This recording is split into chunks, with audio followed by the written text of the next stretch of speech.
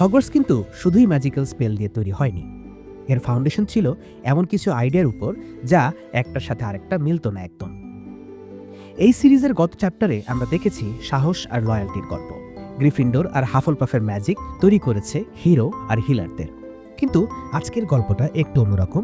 আজ আমরা ঢুকে যাব মাইন্ডের গভীরে, অ্যাম্বিশনের দিকে, এমন এক জায়গায় যেখানে তুখোর বুদ্ধি ঈগলের নখের মতো ধারালো আর অ্যাম্বিশন পেঁচিয়ে ধরে সাপের মতো। একজন ফাউন্ডার বিশ্বাস করতেন ম্যাজিককে গাইড করবে উইজডম, কিউরিওসিটি আর জ্ঞান পিপাসা। আরেকজন বিশ্বাস করতেন ম্যাজিক মানে পাওয়ার, আর সেই পাওয়ার কখনো ভুল হাতে পড়তে দেওয়া যাবে না। একজন চিন্তার জন্য আকাশ ছোঁয়া টাওয়ার বানালেন, আরেকজন মাটির নিচে চেম্বার খুললেন নিজের লেগেসি টিকিয়ে রাখতে। Welcome to the story of Rowena Ravenclaw আর সালাদার স্লিদারিন। দুটো মাইন্ড, সম্পূর্ণ আলাদা দুটো ভিশন।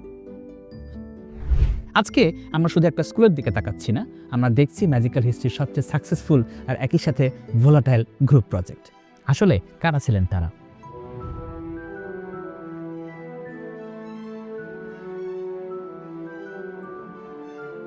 বইয়ে বা মুভিতে হগওয়ার্টসের 4 ফাউন্ডার ছিল মিস্টিরিয়াস চরিত্র।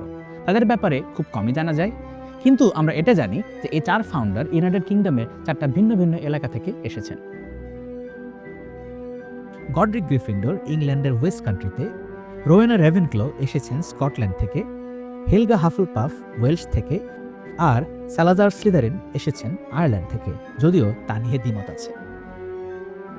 রোয়েনা রেভেনক্লো। হগওয়ার্টসের ফাউন্ডারদের মধ্যে কার জীবনটা ছিল সবচেয়ে ট্র্যাজিক? আপনারা হয়তো চট করে সালাদার স্লিদারিনের নাম বলবেন, কিন্তু আমরা যদি 4 জন কো ফাউন্ডারের দিকে একটু ক্লোজলি তাকাই, তাহলে দেখব রোয়েনা রেভেনক্লোর ট্র্যাজেডি ছিল সবচেয়ে বেশি। কিন্তু কেন? তার সাথে এমন কি হয়েছিল? রোয়েনার জন্ম হয়েছিল স্কটল্যান্ডে, উঁচু পাহাড়, কুয়াশা ঢাকা উপত্যকা আর নীল পাহাড়ের দেশে।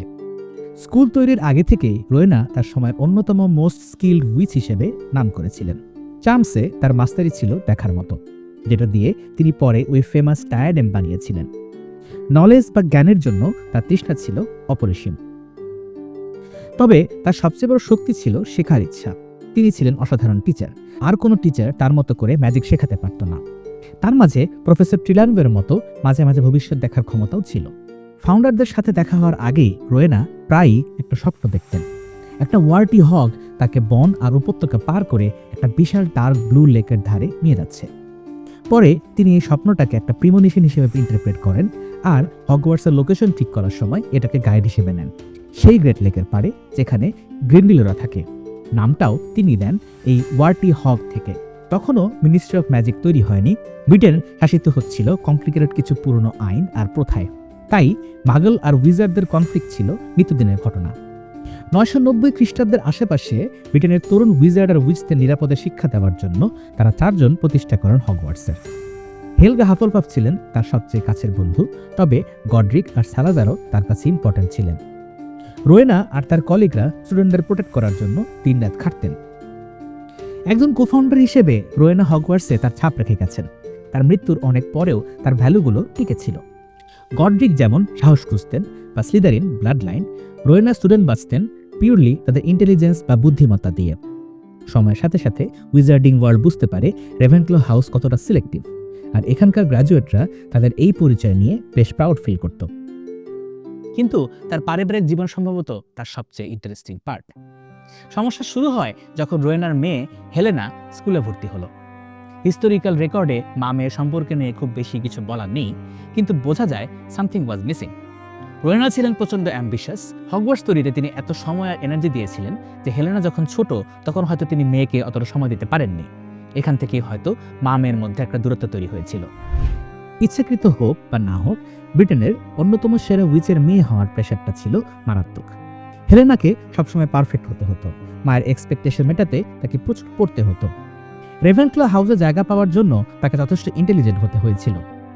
কমিউনিটির জাজমেন্ট আর এই প্রেশার সব মিলিয়ে হেলেনার খুব পার ছিল। আমরা বাঙালিরা এই বিষয়টা খুব ভালো মতো বুঝতে পারবো। হয়নি আপনাদের এমন? আপনার বড় বোন বা ভাই এই সাফল্যের জন্য আপনার জীবন দুর্বিষহ হয়ে যেত। যখন হেলেনা ফাইনালি রিয়্যাক্ট করলো, তার ফল হলো রোয়েনার জন্য ডেভাস্টেটিং। মায়ের সাথে তার এই তিক্ততা আর নিতে না পেরে সে পালিয়ে গেল। মায়ের খ্যাতি আর অ্যাডমিরেশন দেখে জেলাস হয়ে হেলেনা ঠিক করে সে মায়ের চেয়েও বড় হবে। সে রোয়েনার এনচ্যান্টেড ডায়াডেম চুরি করে, যেটা জ্ঞান বাড়ায় বলে বিশ্বাস করা হতো। এরপর আলবেনিয়াতে পালিয়ে যায়। আচ্ছা, এই ইউনিভার্সে সবাই আলবেনিয়াতে পালায় কেন? ভলডেমর্টও কিন্তু ওই আলবেনিয়াতেই পালিয়েছিল। কিন্তু ট্র্যাজেডিটা হলো, মাসের পর মাস কেটে গেলেও ডায়াডেম তাকে একটু বাড়তি জ্ঞান দিতে পারল না। ম্যাজিকের মূল উৎস যে মন আর মস্তিষ্ক, সেটা তখনও বুঝতে পারেনি Helena. A tool is only as effective as the skillfulness of the hands that wield it. এদিকে হগওয়ার্টসে রোয়েনা তখন পুরোপুরি ভেঙে পড়েছেন। তিনি অন্য ফাউন্ডারদের সাহায্য না চেয়ে পুরো ব্যাপারটা লুকিয়ে গেলেন। এমনকি তার বেস্ট ফ্রেন্ড হেলগা, যার কম্প্যাশন ছিল লেজেন্ডারি, তাকেও কিছু বললেন না। লজ্জাটা তার জন্য এতটাই বেশি ছিল। হেলেনা চলে যাওয়ার পরপরই রোয়েনা অসুস্থ হয়ে পড়েন। হিস্টোরিয়ানরা মনে করেন তিনি আসলে হার্ট ব্রেকে মারা যাচ্ছিলেন। রোয়েনা রেভেনক্লর জীবনের শেষ দিনগুলোতে তার একটাই আকাঙ্ক্ষা ছিল, শেষবারের মতো মেয়েকে দেখা। হেলেনা তার প্রিয় ডায়াডেম চুরি করেছিল, তবুও রোয়েনা ক্ষমা করতে প্রস্তুত ছিলেন। শেষ সময়ে মেয়েকে একনজর দেখার জন্য রোয়েনা একটা ভয়ঙ্কর ভুল করে বসেন। হেলেনাকে খোঁজার জন্য অন্য ফাউন্ডারদের না পাঠিয়ে পাঠালেন ব্লাডি ব্যারনকে। জি, হগওয়ার্টসের সেই ঘোষ ব্যারন। এই গল্পটা ডেথলি হ্যালোতে ছিল।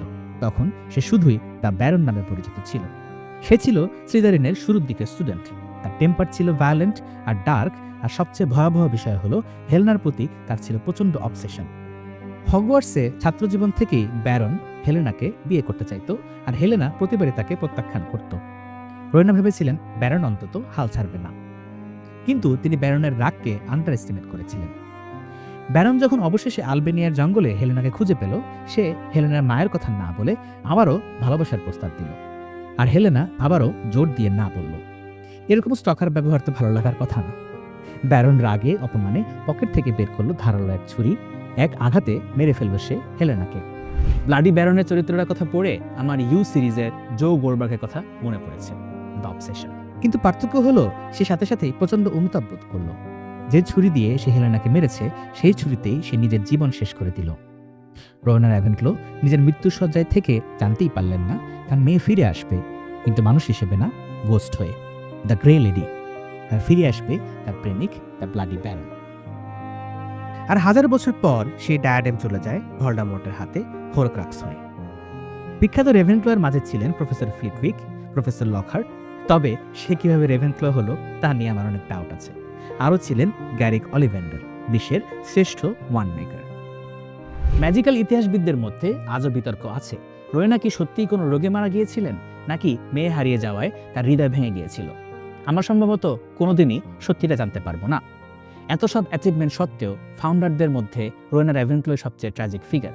হয়তো তার গ্রেটনেসের জন্য একটা স্যাক্রিফাইস দরকার ছিল, আর দুঃখজনকভাবে সেই স্যাক্রিফাইসটা ছিল তার নিজের মেয়ের সাথে সম্পর্ক। সালাজার স্লিদারিন। আপনারা সারপ্রাইজড হবেন এটা জেনে যে সালাজার স্লিদারিন সম্পর্কে আসলে খুব কম তথ্যই টিকে আছে, এবং আমাদের জিজ্ঞেস করা উচিত কেন। অথচ 10ম শতাব্দীর শুরুতে উইজার্ডিং ওয়ার্ল্ডে সালাজার স্লিদারিনের ইম্প্যাক্ট ছিল হিউজ। বাকি ফাউন্ডাররা আর পেভারেল ভাইরা ছাড়া তার ধারে কাছে কেউ ছিল না। তাহলে কেন ইতিহাস তাকে এভাবে ইগনোর করলো? আমার মনে হয় একদম শুরু থেকে শুরু করা যাক। 10ম শতাব্দীর দিকে যখন তার জন্ম, সালাজার স্লিদারিনের আর্লি লাইফ সম্পর্কে আমরা কি জানি? তার ছোটবেলার বেস্ট ফ্রেন্ড কডরিক গ্রিফিন্ডরের মতোই সালাজারও ব্রিটেনে জন্মেছিলেন। এক্সাক্ট ডিটেলস বলা কঠিন, তবে সম্ভবত তার হোমল্যান্ড ছিল ইংল্যান্ড বা স্কটল্যান্ড। আসলে ওই সময়ের হিস্ট্রি সব পার্চমেন্টে লেখা হতো, তাই বার্থ প্লেসের মতো ছোটখাটো ডিটেলস লেখা হতো না, আর হলেও সেগুলো আজ টিকে নেই। কিছু হিস্টোরিয়ান মনে করেন স্লিদারিন আসলে আয়ারল্যান্ড থেকে এসেছিলেন, কিন্তু স্লিদারিন হয়তো এডুকেশনের জন্য বা মাগলদের থেকে বাঁচতে এক জায়গা থেকে আরেক জায়গায় মুভ করতেন। এভাবেই হয়তো তার বেস্ট ফ্রেন্ড গডরিক গ্রিফিন্ডরের সাথে তার দেখা হয়ে গিয়েছিল। গত পর্বে বলেছি গডরিক জন্মেছিলেন ইংল্যান্ডের ওয়েস্ট কান্ট্রিতে, যেখানে তার নামে গডরিক্স হলোগ্রামটাও আছে, যেখানে প্রায় 1000 বছর পর ডাম্বলডোর ফ্যামিলি, পটার ফ্যামিলিও বসবাস করত।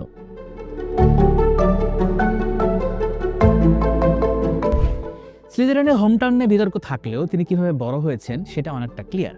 আপনারা গেস করতে পারছেন হয়তো, স্লিদারিন সম্ভবত এমন এক ফ্যামিলিতে বড় হয়েছেন যেখানে মাগলদের ঘৃণা করা হতো। নন পিওর ব্লাডদের প্রতি তার এই ঘৃণা ছোটবেলাতেই তৈরি হয়েছিল। তবে এটা শুধু ফ্যামিলি থেকে পাওয়া ঘৃণা নাও হতে পারে। 10ম শতাব্দীর ইংল্যান্ডে তখন চার্চের দাপট, তারা পেগান বা উইজদের খুঁজে খুঁজে পুড়িয়ে ফেলছিল। স্লিদারিনের এই প্রেজুডিস হয়তো কিছুটা তার আভিজাত্য থেকে এসেছিল, কিন্তু মাগলরা উইচ আর উইজার্ডদের যেভাবে কুরবানি দিচ্ছিল সেই ট্রমা হ্যান্ডেল করার জন্য হয়তো তিনি এই ঘৃণার পথ বেছে নিয়েছিলেন। হগওয়ার্টস তৈরির আগেই সালাজার একজন পাওয়ারফুল উইজার্ড হিসেবে নাম করেছিলেন। ইতিহাসে অন্য ডার্ক উইজার্ডদের মতো তিনিও সাপের মতো কথা বলতে পারতেন, মানে তিনি ছিলেন একজন পোর্সেল মাউথ। স্লিদারিনরা রাগ করবেন না, তাকে আমি ডার্ক উইজার্ড বলছি না, শুধু বলছি ডার্ক উইজার্ডদের মতো তারও এই পাওয়ারটা ছিল। ভলডেমর্ট বা প্রথম ব্যাসিলিস্কের ক্রিয়েটর হার্পো দ্য ফাউলের মতো তারও এই অ্যাবিলিটি ছিল, আর এই অ্যাবিলিটি তার পরে কাজে লেগেছে যখন তিনি চেম্বার অফ সিক্রেটস তৈরি করেন। তবে সেই গল্পে একটু পরে আসছি। ইয়াং বয়সে সালাজার নিজের হাতে তার ম্যাজিক্যাল ওয়ান বানিয়েছিলেন স্নেকউড দিয়ে তৈরি, যার ভেতরে এমবেড করা ছিল ব্যাসিলিস্কের এক টুকরো অংশ।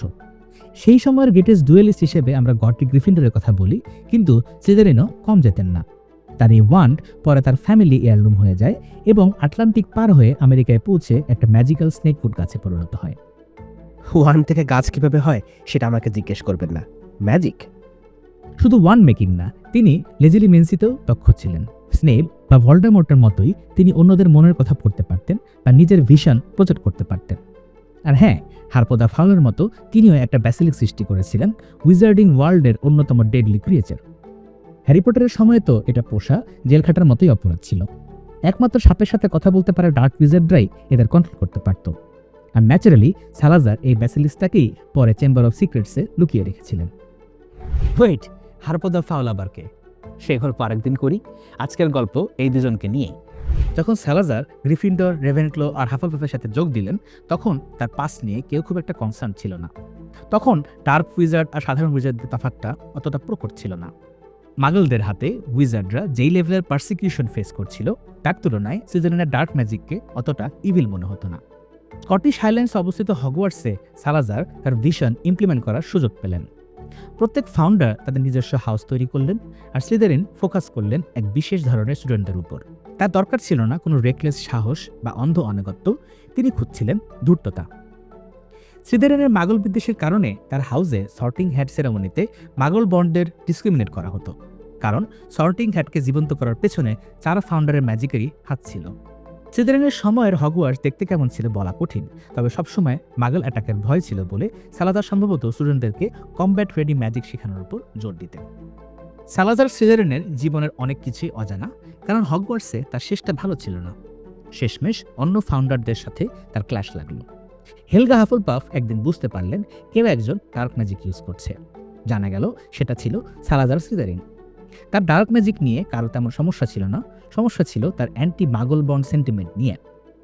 ডার্ক ম্যাজিক নিয়ে কথা কাটাকাটি হচ্ছিল, তখন স্লিদারিন আলটিমেটাম দিলেন, হগওয়ার্টসে কোনো মাগল বন্ড স্টুডেন্ট নেওয়া যাবে না, শুধু পিওর ব্লাডরাই থাকবে। কিন্তু হগওয়ার্টস কি আর গুলশান ক্লাব নাকি? বাকি ফাউন্ডাররা, এমনকি তার বেস্ট ফ্রেন্ড গডরিক গ্রিফিন্ডরও এটা মেনে নিলেন না। স্পেশালি হেলগা হাফলপাফ, যার ফিলোসফি ছিল সমতার পক্ষে।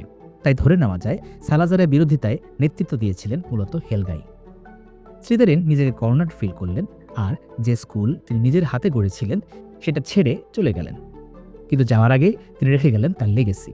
সর্টিং হ্যাট তার ভ্যালুগুলো মনে রাখলো, আর স্কুলের গভীরে সিক্রেট প্যাসেজের নিচে রয়ে গেল চেম্বার অফ সিক্রেটস। সেখানে সালাজারের বিশাল মূর্তির সাথে রয়ে গেল সেই বিষাক্ত ব্যাসিলিস্ক, যাতে একদিন তার কোনো বংশধর এসে স্কুলকে মাগল বন্ডদের হাত থেকে পবিত্র করতে পারে। 1000 বছর পর টম রিডল ঠিক সেটাই করার চেষ্টা করেছিল। ফাউন্ডারদের বিরুদ্ধে এটাই ছিল সালাজারের প্রতিশোধ। হগওয়ার্টস ছাড়ার পর সালাজারের কি হয়েছিল তা আর জানা যায় না। অনেকের মতে চেম্বার অফ সিক্রেটস তৈরির কিছুদিন পরই তিনি মারা যান। সবচেয়ে বিখ্যাত ভালো স্লিদারিন হিসেবে সম্ভবত আপনারা চেনেন সেভারাস স্নেপকে। আরও ছিল প্রফেসর স্লাগহর্ন, ড্রেকো ম্যালফয়, অ্যালবাস পটার, আরও অনেকে। তবে আপনারা হয়তো জানেন না সেই বিখ্যাত উইজার্ড মার্লিনও ছিলেন স্লিদারিন। তার ব্যাপারে একদিন বিস্তারিত আলাপ করব। ভলডেমর্ট ছিল সালাজার স্লিদারিনের ডিরেক্ট ডিসেন্ডেন্ট। সে পারিবারিক সূত্রে পাওয়া স্লিদারিনের লকেটটাকে বানিয়েছিল হোরক্রাক্স। আমার মতে স্লিদারিন হাউসের চরিত্রগুলো অনেক বেশি ইন্টারেস্টিং, যারা ভালো আর খারাপের মাঝামাঝি বসবাস করে, অনেক বেশি রিয়েলিস্টিক। সেভারাস স্নেপ, ড্রেকো ম্যালফয়ের চরিত্রের কমপ্লিকেসি নিয়ে অনেক কথা বলা যায়, সেগুলো নিয়েও আরেকদিন আলাপ করব। এই ছিল 4 ফাউন্ডারের গল্প। পুরো গল্প তো শুনলেন। এই 4 ফাউন্ডারের মধ্যে কাকে আপনার সবচেয়ে বেশি ভালো লাগলো কমেন্টে জানাবেন। হ্যারি পটার ইউনিভার্সের আর কোন বিষয় নিয়ে আরও ডিটেইলে শুনতে চান সেটাও জানাতে পারেন। আমি একটা একটা করে গল্পগুলো বলার চেষ্টা করব। ভালো থাকবেন। Happy reading.